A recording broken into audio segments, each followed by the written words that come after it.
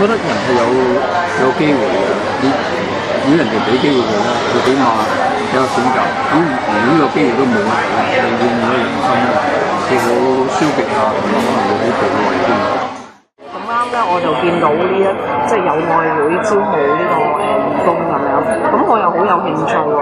嗰一刻咧就係我見到佢都有寫係探訪同埋筆友嘅，咁我就只係申請咗做探訪咯。好少會話你唔好再入黑社會啦，將來出嚟乜乜。我通常都唔同呢啲人講呢啲嘢嘅，我只係同佢講咗話，如果你將來日後即係你仲係依住呢一條路行咧，其實可能有一日到咗40幾歲嘅時候，你同樣好似你而家呢個大佬有咁嘅遭遇都唔定嘅喎。有一啲係判終身嘅人，咁其實佢真係唔知幾多年後先可以出嚟㗎嘛，係咪？咁即係我覺得係有一份心係喺度陪伴緊佢哋。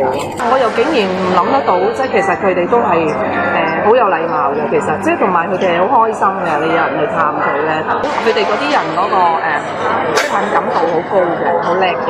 咁變咗咧，即係如果你其實你俾到一份好真誠嗰份誠意俾佢咧，其實佢好多嘢都好肯主動同你傾同你講咯。